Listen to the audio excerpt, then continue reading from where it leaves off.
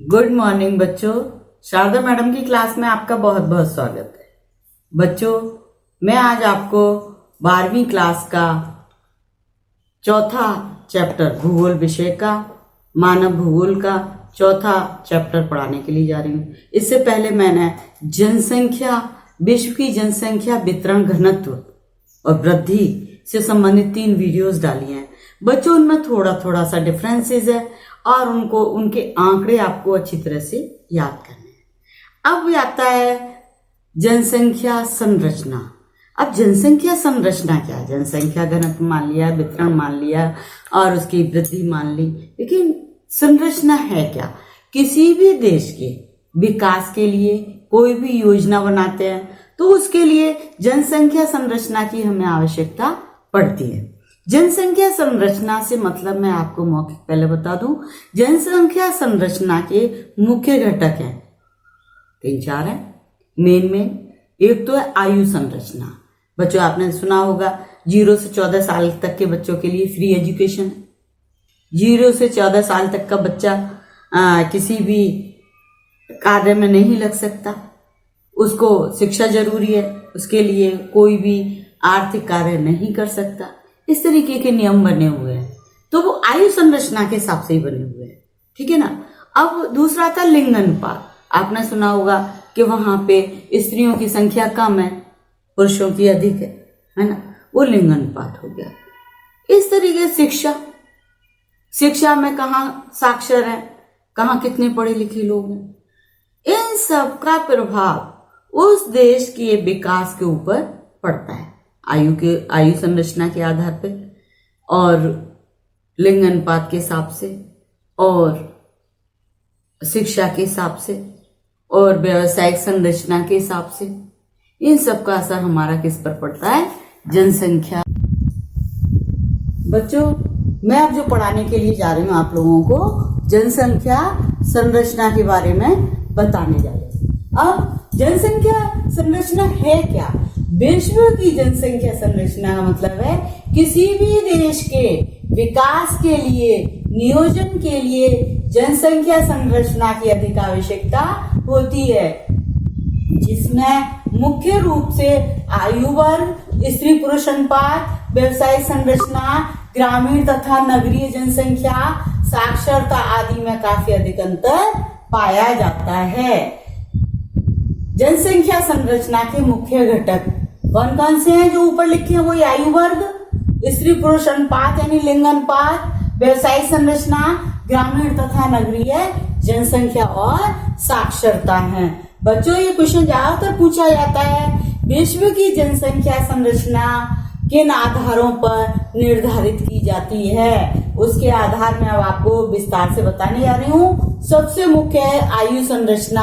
आयु संरचना के ऊपर टिप्पणी ज्यादातर पूछी जाती है, और जब टिप्पणी पूछी जाती है तो बच्चे परेशान हो जाते हैं, क्या लिखें क्या नहीं लिखें। इनको विशेष से ध्यान देना। आयु संरचना के हिसाब से जनसंख्या को 3 वर्गों में बांटा गया है। पहला बाल आयु वर्ग, दूसरा वयस्क आयु वर्ग, तीसरा वृद्ध आयु वर्ग। बाल आयु वर्ग में यह वर्ग 0 से 14 वर्ष की आयु वाला है। बाल आयु वर्ग में कौन कौन सा है? 0 से 14 वर्ष की आयु वाली जनसंख्या आती है। यह वर्ग अनुत्पादक वर्ग होता है, यानी आर्थिक कोई क्रिया नहीं करता। ये वर्ग कौन सा? बाल आयु वर्ग 0 से 14 वर्ष तक। ये कुछ भी कमा के नहीं देता, बल्कि इसके ऊपर ही खर्चा और होता है। इस वर्ग के पालन पोषण, स्वास्थ्य, शिक्षा आदि पर खर्चा होता है, जिसका भार वयस्क आयु वर्ग पर पड़ता है। देखो, आयु संरचना के 3 वर्ग होता है, बाल आयु वर्ग, वयस्क आयु वर्ग और वृद्ध आयु वर्ग। बाल आयु वर्ग हो गया 0 से 14 वर्ष की आयु वाला वर्ग, और ये वर्ग अनुत्पादक होता है, छोटे बच्चे थोड़ी कुछ काम कर सकते हैं, है ना। और इस वर्ग के पालन पोषण, स्वास्थ्य, शिक्षा आदि पर खर्चा होता है, जिसका भार इस वयस्क आयु वर्ग पर पड़ता है, क्योंकि ये आयु वर्ग आर्थिक क्रिया नहीं कर सकता। पहला पॉइंट तो बाल आयु वर्ग का ये है। दूसरा पॉइंट मैंने बनाया है, इस बाल आयु वर्ग के 3 उपवर्ग हैं। कौन कौन से? पहला है 0 से 4 वर्ष। 0 से 4 वर्ष के बच्चे का हर तरफ से ध्यान रखा जाता है। फिर आता दूसरा वर्ग इसका बी 5 से 9 वर्ष का। फिर सी आता है 10 से 14 वर्ष का। विश्व के सभी देशों में आयु वर्ग प्रतिशत में अंतर है। सभी देशों में, देखो ध्यान देना, ये पूछा जा सकता है विश्व के सभी देशों में आयु वर्ग के प्रतिशत में क्यों अंतर रहता है। विकसित देशों में 16%, विकासशील देशों में 29%, अविकसित देशों में 45% तक का अंतर आता है। अविकसित में क्योंकि उनको पोषण नहीं मिलता, उनके जन्म के समय तक उनका कोई ध्यान नहीं रखा जाता गरीबी के कारण, है ना। तो अविकसित जो देश हैं जैसे अफ्रीकी देश, वहां की जनसंख्या क्या है, का बाल आयु वर्ग की जनसंख्या कितनी है, 45% है। और वो आप आगे पढ़ोगे तब आपको पता लगेगा जो अविकसित देश हैं उनका बाल आयु वर्ग 45% क्यों है, क्योंकि वहां वो कृषि पर लगी हुई जनसंख्या होती है। अविकसित देशों की कृषि पर आश्रित होती है, कुपोषण का शिकार होती है ना, और जीवन प्रत्याशा भी बहुत कम होती है। तो वहां पे इनका प्रतिशत 45%, पूरी जनसंख्या का 45% बाल आयु वर्ग में आता है। पूरे विश्व में वैश्विक की कुल जनसंख्या का 26% बाल आयु वर्ग की जनसंख्या का है। पूरे विश्व की जो टोटल जनसंख्या 714 करोड़, उसका 26% बाल आयु वर्ग जनसंख्या का है। पश्चिमी यूरोप के देशों में, ऑस्ट्रेलिया में, वहां की जनसंख्या की निम्न जन्म दर तथा निम्न मृत्यु दर होने के कारण, जीवन प्रत्याशा अधिक होने के कारण बाल आयु वर्ग जनसंख्या प्रतिशत काफी कम है। जो विकासशील देश हैं, विकसित देश हैं, उनकी जीवन प्रत्याशा अधिक है। जीवन प्रत्याशा से मतलब है मृत्यु का की औसत। कोई जैसे जो विकसित देश हैं वहां के लोगों की जनसंख्या का क्या है, जीवन प्रत्याशा बहुत है। पश्चिमी यूरोपीय देश हैं, वहां की जीवन प्रत्याशा अभी 2013 में जो बताई गई है वो 89.8% के आसपास बताई गई। यानी कि कोई व्यक्ति 100 साल में मरता है वहां, तो कोई 70 साल में मरता है, तो कोई 80 में मरता है। मतलब सबकी एज काफी अधिक उम्र के बाद में मरते हैं विकसित देशों में, तो वो जीवन प्रत्याशा अधिक होती है। जबकि भारत की कितनी है, भारत की है 63.3 वर्ष, 63.3 वर्ष औसत। कोई 40 की आयु में मर जाता है, कोई 50 की में मर जाता है, कोई 80 की में मरता है, तो उसकी औसत मृत्यु दर जो होती है जीवन प्रत्याशा कहलाती है। तो विकसित में निम्न मृत्यु दर होती है, निम्न जन्म दर होती है। अविकसित में जीवन प्रत्याशा। बाल आयु वर्ग के बाद में आता है वयस्क आयु वर्ग, वयस्क आयु वर्ग। इसको 2 भागों में बांटा गया है, एक तो युवा वर्ग, एक प्रौढ़ वर्ग, प्रौढ़ आयु वाले, ठीक है। युवा वर्ग में 15 वर्ष से लेके 34 वर्ष तक के लोग, और प्रौढ़ वर्ग में 35 से 64 वर्ष तक, ठीक है। अब इसमें 15 से 64 वर्ष तक की जनसंख्या आती है। वयस्क आयु वर्ग में 15 वर्ष से मतलब है बाल आयु वर्ग की उच्च सीमा कौन सी, 14 वर्ष के बाद 15 आता है, तथा 65 वर्ष वृद्ध जनसंख्या की निम्न सीमा से है। यह आयु वर्ग आर्थिक क्रियाओं में क्रियाशील रहता है, यानी धन कमाता है। यह आयु वर्ग क्या करता है, धन कमाता है, ठीक है। आर्थिक क्रियाओं में क्रियाशील रहता है। और 2 भागों में बांटा गया है, युवा वर्ग और प्रौढ़ वर्ग में। जिन देशों में बाल आयु वर्ग का प्रतिशत अधिक होता है वहां वयस्क जनसंख्या का प्रतिशत कम होगा, तथा जहां बाल आयु वर्ग प्रतिशत कम होगा वहां वयस्क जनसंख्या प्रतिशत अधिक होगा, तथा प्रौढ़ व वृद्ध जनसंख्या भी अधिक होगी। वयस्क आयु वर्ग के ऊपर बाल आयु वर्ग की जनसंख्या तथा वृद्ध आयु वर्ग की जनसंख्या आश्रित रहती है। यानी बाल आयु वर्ग कुछ नहीं कमा सकता और वृद्ध आयु वर्ग भी नहीं कमा सकता, इसलिए सबसे ज्यादा भार किसके ऊपर पड़ता है, वयस्क आयु वर्ग के ऊपर। और वो भी कौन कौन सी जनसंख्या, 15 वर्ष से 64 वर्ष तक की जनसंख्या इसमें आती है। और 15 वर्ष से मतलब है अब बाल आयु वर्ग की उच्च सीमा, 65 वर्ष वृद्ध जनसंख्या की निम्न सीमा, बाल आयु वर्ग की उच्च सीमा इसमें किसमें आती है, वयस्क आयु वर्ग में, ठीक है। 2 भाग हैं इसके, युवा वर्ग और प्रौढ़ वर्ग। युवा वर्ग 15 से 34 वर्ष, प्रौढ़ वर्ग 35 से 64 वर्ष है। अब एक वो है तरीका ज्ञात करने का, जिन देशों में बाल आयु वर्ग का प्रतिशत अधिक होता है वहां पर वयस्क जनसंख्या का प्रतिशत कम होगा। जहां बाल आयु वर्ग कम होगा वहां वयस्क जनसंख्या अधिक होगी और प्रौढ़ और वृद्ध जनसंख्या भी अधिक होगी। वयस्क आयु वर्ग के ऊपर बाल आयु वर्ग की जनसंख्या तथा वृद्ध आयु वर्ग की जनसंख्या आश्रित रहती है। अब आता है संयुक्त राष्ट्र संघ के 2014 के आंकड़ों के अनुसार विकसित देशों में वयस्क आयु वर्ग का प्रतिशत 67% तथा विकासशील देशों में वयस्क आयु वर्ग 65% तथा विश्व में वयस्क आयु वर्ग कुल जनसंख्या का 66% है। ये आंकड़े बच्चों अच्छी तरह से याद कर लेना। पूरे विश्व की जनसंख्या का कितना परसेंट वयस्क आयु वर्ग है? वो है 66%। ठीक है, विकसित देशों में वयस्क प्रतिशत कितना है? 67%। विकासशील में कितना है? 65%। इसको याद कर लेना, ये क्वेश्चंस बन जाता है ज्यादातर। वृद्ध आयु वर्ग, अब आता है वृद्ध आयु वर्ग। वृद्ध आयु 65 वर्ष से ऊपर की जनसंख्या। विश्व की आयु वर्ग जनसंख्या संरचना की अंतिम आयु वर्ग है। कहीं कहीं विश्व में 60 वर्ष से ऊपर की आयु की जनसंख्या को वृद्ध आयु वर्ग में माना गया और कहीं पर 65 वर्ष से ऊपर। यह अंतर विकसित, विकासशील तथा अविकसित देशों की उच्च तथा निम्न जीवन प्रत्याशा के कारण है। विकसित देश है वहां पे कुपोषण नहीं है, पोषित है सब, और उनका जीवन स्तर भी ऊंचा रहता है तो उनकी आयु भी अधिक रहती है। ठीक है ना। तो और विकासशील है उनमें भी यही है, विकास की ओर जो देश बढ़ रहे हैं उनमें भी यही बात है कि उनमें भी 65 वर्ष के आसपास मानी गई है। लेकिन भारत जैसे जो अविकसित देश हैं वहां पर 60 वर्ष रखी गई है क्योंकि जीवन प्रत्याशा कम है, कुपोषण अधिक है इसीलिए। ठीक है।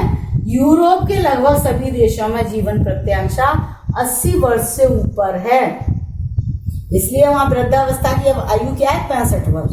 ठीक है। और इस वर्ग की जनसंख्या वयस्क आयु वर्ग पर आश्रित रहती है। कौन सी? वृद्ध जनसंख्या है। गिरता हुआ स्वास्थ्य, रोग ग्रसित होना इनकी बहुत बड़ी समस्या हो जाती है। यानी कि वृद्ध आयु वर्ग की क्या समस्या रहती है? एक तो कार्य नहीं कर पाते, दूसरे गिरता हुआ स्वास्थ्य रहता है और तरह तरह के रोगों से ग्रसित हो जाते हैं। ये उनकी सबसे बड़ी समस्या हो जाती है। ठीक है। अब आता है लिंग अनुपात। जनसंख्या संरचना का दूसरा पॉइंट क्या है? लिंग अनुपात। लिंग अनुपात किसे कहते हैं? ज्यादातर बच्चों क्वेश्चन आता है। पुरुषों तथा स्त्रियों के बीच संतुलन के सूचक को लिंग अनुपात कहते हैं। पुरुषों तथा स्त्रियों के बीच संतुलन के सूचक को लिंग अनुपात कहते हैं। लिंग अनुपात प्रति 1000 पुरुषों पर स्त्रियों की संख्या से है। लिंग अनुपात प्रति 1000 पुरुषों पर स्त्रियों की संख्या से है। जो बच्चों विकसित देश हैं वहां पे लिंग अनुपात बराबर है। कुछ देशों में तो स्त्रियों की संख्या पुरुषों से अधिक है, जो विकसित देश हैं, विकासशील देश हैं। जो अविकसित है वहां भी समस्या है। आगे हम पढ़ते हैं लिंग अनुपात।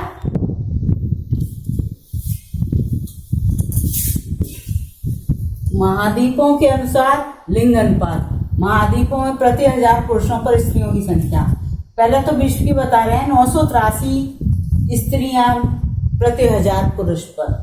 फिर महाद्वीप में एशिया 964 स्त्रियां प्रति 1000 पुरुष पर। अफ्रीका 999 स्त्रियां प्रति 1000 पुरुष पर। यूरोप में 1055 स्त्रियां प्रति 1000 पुरुष पर। लैटिन अमेरिका 1033 स्त्रियां प्रति 1000 पुरुष पर। उत्तरी अमेरिका 1029 स्त्रियां प्रति 1000 पुरुष पर। ओसेनिया 1000 स्त्रियां प्रति 1000 पुरुष पर। ये 3 महाद्वीप हैं, यूरोप, लैटिन अमेरिका, उत्तरी अमेरिका। यहाँ ये विकसित देश हैं इन महाद्वीपों में, इसलिए यहाँ स्त्रियों की संख्या अधिक है। जो अविकसित हैं, अल्प विकसित हैं, ये विकासशील हैं, उनमें स्त्रियों की संख्या पुरुषों की अपेक्षाकृत कम है। अब आते हैं ग्रामीण तथा नगरीय लिंग अनुपात में अंतर। क्या होता है कि ग्रामीण क्षेत्रों में पुरुषों की संख्या स्त्रियों की संख्या से अधिक पाई जाती है। पुरुष अधिक होते हैं, स्त्रियां कम होती हैं, जबकि स्त्रियां आर्थिक क्रियाओं के लिए नगरों में प्रवास कर जाती हैं, इसलिए नगरों में स्त्रियों की संख्या पुरुषों से अधिक होती है। ऐसा पूछा जा सकता है कि नगरों में क्या कारण है कि नगरों में स्त्रियों की संख्या पुरुषों की अपेक्षाकृत अधिक होती है या बराबर होती है। उसका कारण है कार्य के लिए, आर्थिक क्रियाओं में संलग्न होने के लिए, कार्य के लिए वो स्त्रियां नगरों में प्रवास कर जाती हैं, इसलिए नगरों में स्त्रियों की संख्या पुरुषों से अधिक होती है या फिर बराबर होती है। 1990 में 993 स्त्रियां प्रति 1000 पुरुष थीं और 2015 में जाकर के 1.7% कम होकर 983 रह गई। अलिंग अनुपात में अंतर के आधार पर विश्व को 4 भागों में बांटा गया है। पहला है अत्यधिक स्त्रियों वाले देश, 1050 स्त्रियां प्रति 1000 पुरुषों पर। इसमें आते हैं पश्चिमी यूरोप के अधिकांश देश। पश्चिमी यूरोप में ज्यादातर देश विकसित है बहुत ज्यादा और जीवन प्रत्याशा अधिक है और वहां स्त्रियों की संख्या अधिक है, पुरुषों की कम है।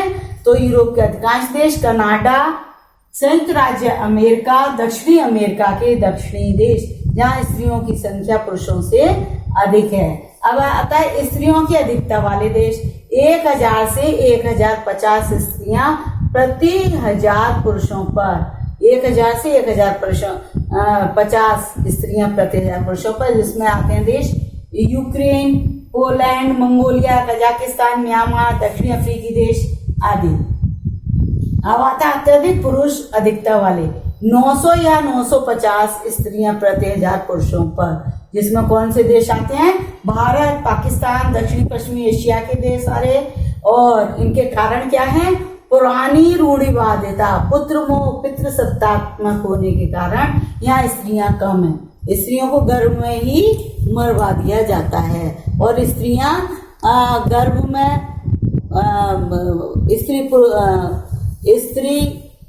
स्त्रियों को गर्भ में ही मरवा दिया जाता है पुत्र के मोह में कि पुत्र होना चाहिए, इसलिए पितृसत्तात्मकता होता है, इसलिए ये यहाँ पर स्त्रियों की संख्या कम है। फिर पुरुष अधिकता वाले देश, 950 से 1000 स्त्रियां प्रति 1000 पुरुष पर। चीन है, कोरिया है, ऑस्ट्रेलिया, न्यूजीलैंड, ब्राजील, क्यूबा आदि में, क्योंकि ब्राजील क्यूबा में कॉफी का उत्पादन सबसे अधिक होता है, तो इसलिए वहां स्त्रियां आर्थिक क्रियाओं में संलग्न होती हैं, तो कहीं कहीं स्त्रियां पुरुषों के बराबर भी हैं। संख्या बहुत कम होती है अविकसित देशों में, तो उसका कारण है। और विकसित देश कौन कौन है? पश्चिमी यूरोप के ज्यादातर देश विकसित देश हैं और ऑस्ट्रेलिया, ये विकसित देशों में है जहाँ जन्म दर तथा मृत्यु दर निम्न है और बाल आयु वर्ग जनसंख्या प्रतिशत काफी कम है। अविकसित में सबसे ज्यादा है, 45% तक है, और जो विकासशील देश है वहाँ 29% तक है।